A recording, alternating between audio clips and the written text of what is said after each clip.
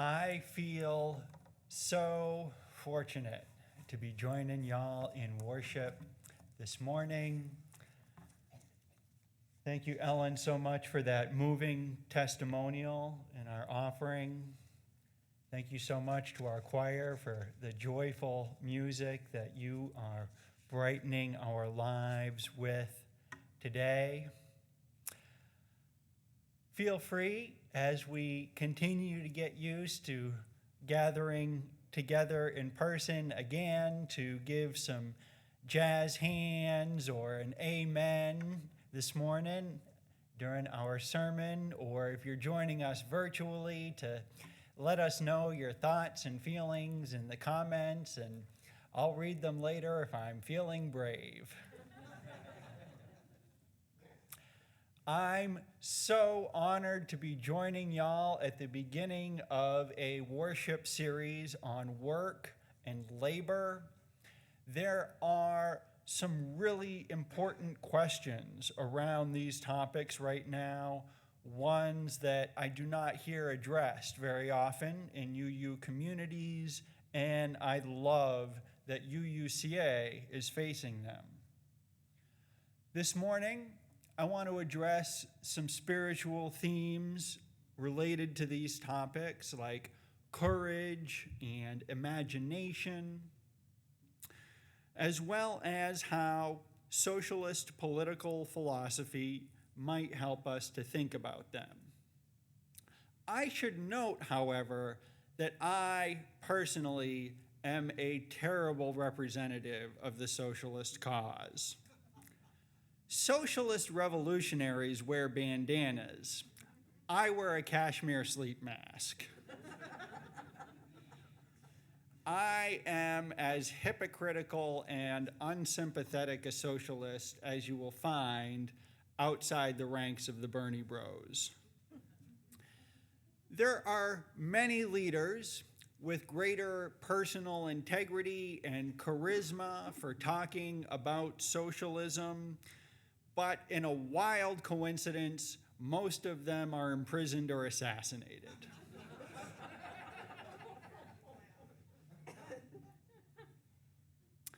I was taught fairly young to take workplace safety and working conditions very seriously. My first job was as a 13-year-old on a strawberry farm. One day, after I finished weeding a section of the berry field, my boss asked me to help move some boxes in the basement. This involved some stacking and climbing. At one point, I fell off a crate and scraped my arm pretty good. My father is a retired general practice attorney who defended many Social Security disability claims during his career. He told me in no uncertain terms how important it was to report my workplace injury, even if it seemed relatively minor. He knew from decades of close secondhand experience how difficult it is to get employers, insurers, the government to acknowledge and compensate workplace injuries. He has a playful sense of humor, but my father turns dead serious when it comes to the safety of his family. I could see in him a fear that I might normalize ignoring a workplace injury in order to placate my employer. That moment has stuck with me ever since. It is a reminder that if workers don't stand up for themselves and each other, they will inevitably be taken advantage of and exploited, because that's the natural tendency of our form of economics. In 1817, economist David Ricardo described this tendency, writing, quote, "The natural price of labor is that price which is necessary to enable the laborers to subsist and to perpetuate their population without either increase or diminution. In other words, wages will inevitably trend towards their lowest possible subsistence rate. Ricardo and others acknowledge that additional factors like technology and new investment can keep wages above subsistence, but the grind of extractive exploitation never disappears. The need for growth and competitiveness are constant in a capitalist economy. And so the innate impulse of the market to underpay and mistreat workers only grows over time.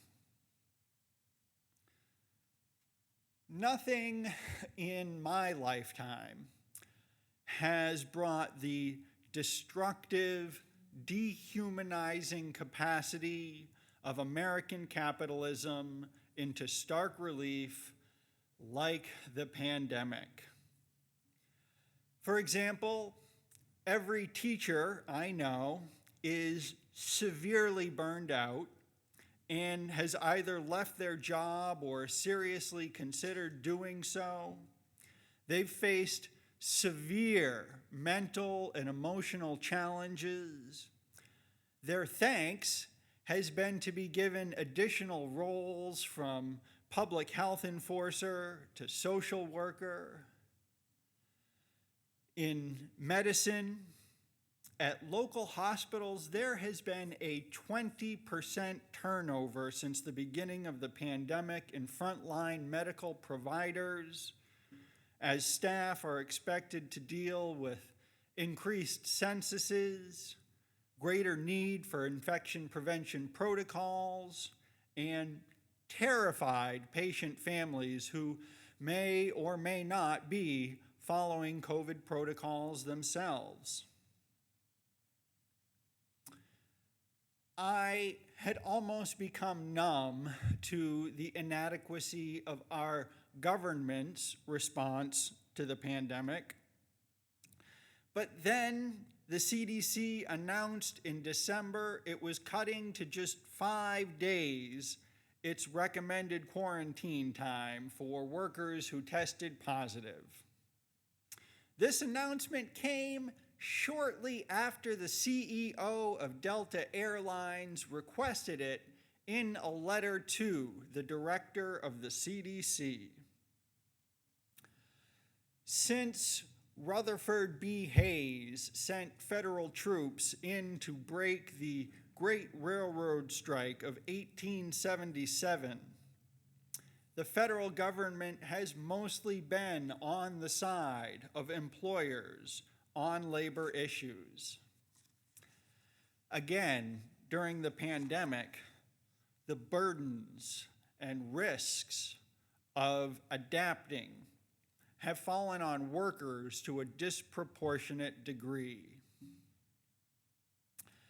Teaching and medicine are just the white-collar professions I'm personally most familiar with. In industries like meat packing, manufacturing, retail, and restaurants, where workers are de facto in close quarters with each other and with the public for 40 or more hours a week, the burdens and risks of COVID have been exponentially greater. America has lost 1 million lives during the pandemic, 50% more than any other country. We have shown a willingness to sacrifice massive numbers of human lives in order to keep our economy going. After a tumultuous beginning to the pandemic, the stock market went on a historic bull run over the course of a full year, as hundreds of thousands of lives were lost. We, as people of conscience committed to promoting justice, equity, and compassion in human relations, we have our work cut out for us. A political response is needed, but we also require the spiritual ambition to imagine and create a new world, lest the tragedies of this one become our civilization's epitaph. LUUism is a humanist movement in the sense that we believe first in the worth and dignity of human life. Socialism not only protects human lives and livelihoods, but provides for human flourishing as well.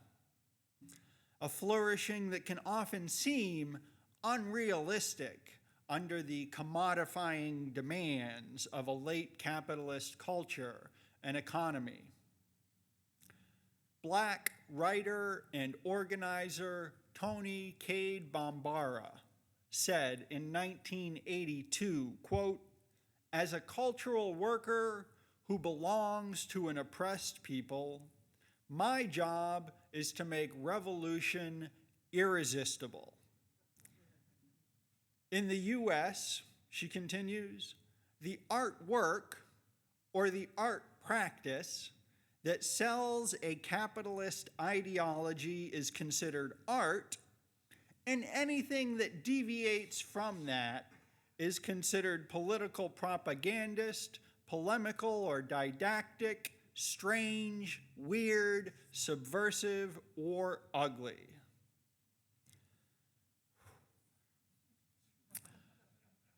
Creating alternative visions of the future will meet with resistance, but it is the most powerfully positive and hopeful statement we can make.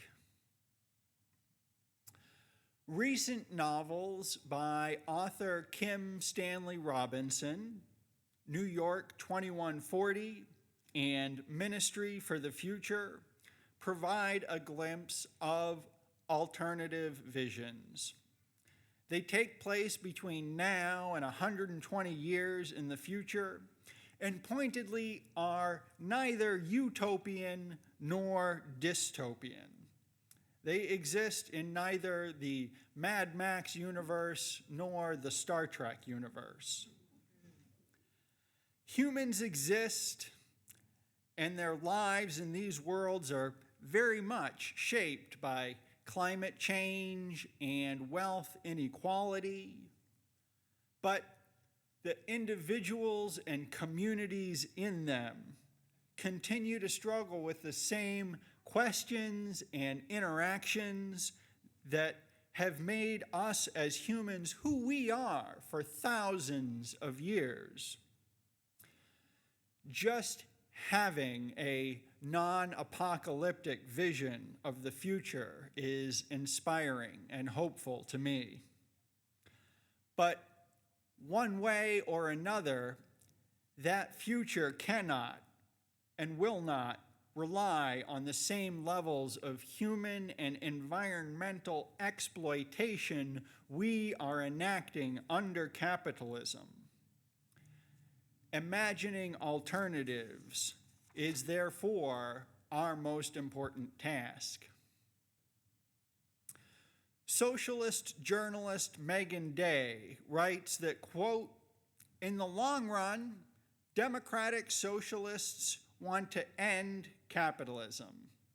And we want to do that by pursuing a reform agenda today in an effort to revive a politics focused on class hierarchy and inequality in the United States. The eventual goal is to transform the world to promote everyone's needs rather than massive profits for a small handful of citizens. Our LUUv theology has often been in dialogue with redistributive political philosophies. I find this unsurprising given we as LUUs promote the divinity of all people and prioritize the creation of a just and equitable world in this life over the promise of a paradise in the next. These values make us natural partners with those who seek to promote everyone's needs over the accumulation of the few. Since its inception, socialism has been influenced by religious liberals as well. Moses Hess, whose nickname was the Red Rabbi, was affirmed by Friedrich Engels as the reason Engels converted to communism. Hess wrote, quote, "The Christian imagines a better future of the human species in the image of heavenly joy. Socialists, on the other hand, will have heaven on this earth." Mid-19th century Unitarians and Universalists explored the possibilities of practical socialism by founding several utopian communities in New England, including Brook Farm, Hopedale, and Fruitlands, as well as having close connections to the abolitionist Northampton Association community. In the early 20th century, prolific fellow traveler John Haynes Holmes led the Community Church of New York and provided meeting space for communist organizations.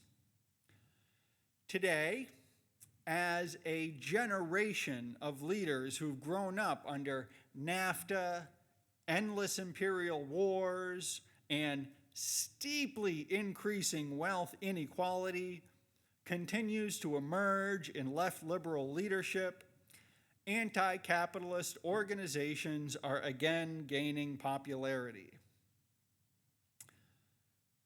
Between climate-driven natural disasters, future pandemics, and geopolitical conflict, the coming decades are likely to bring more crises along the lines of the one that we've just faced.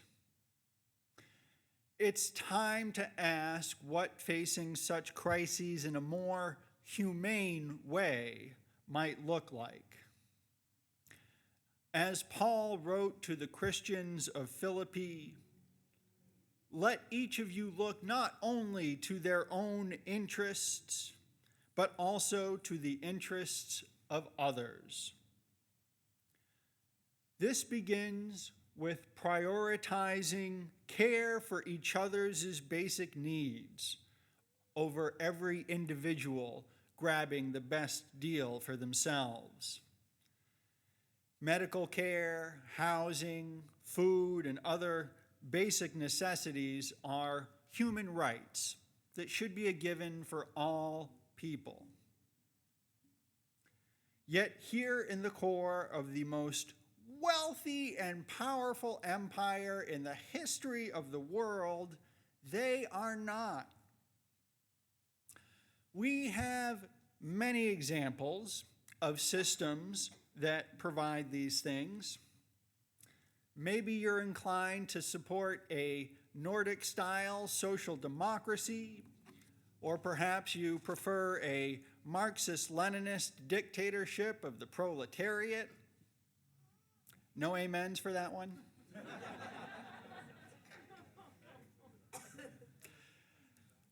I hope that whatever form you believe political change should take, you will be inspired to initiate and expand reading and discussion and collective action groups on these topics wherever we are starting from, We need to be prepared to collaborate with reformers and revolutionaries from a range of parties. The struggle for redistributive policies must be a mutualistic one, a process that binds and strengthens our collective will and capacity to act for collective good. No sooner will any achievement in this realm be unlocked than it will inevitably be attacked by the ultra-wealthy who have been dispossessed. If there is any place, where we can learn, practice, and experiment using a praxis model of cyclical education and implementation, it is our UU communities. This is what encouragement to spiritual growth in our congregations and the use of the democratic process looks like. Yes, our Unitarian tradition has historically reinforced individualism as an American characteristic, but it also contains the seeds of collective action for justice and equity. I know that because it's the tradition that has taught me the confidence and pride that come with collaborating to make positive change. It has provided the memories I rely on when hope and optimism wane. Memories of student union organizing, civil rights advocacy, anti-war activism, Occupy Wall Street, immigration advocacy, and racial justice education. Yes, we are going to lose way more than we win in this struggle. The billionaire side has roughly infinity dollars to spend on promoting the eternally popular messages of hatred and division. The socialist side has a cranky old mittens-wearing senator from Vermont who himself is a millionaire and friend of war criminals.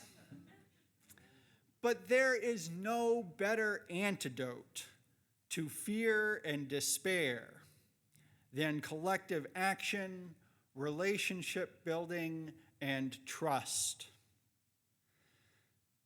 Creating a new economic system that prioritizes human life and human flourishing will take an unimaginably massive collective effort, but we can get it going with a relatively small percentage of the population.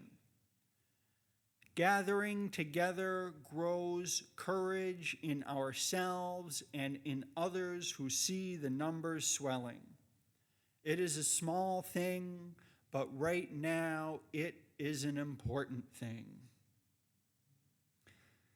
May our gathering together initiate a spiritual revolution that will bring us to collective well-being and human flourishing. May it be so, and may we be the ones to make it so.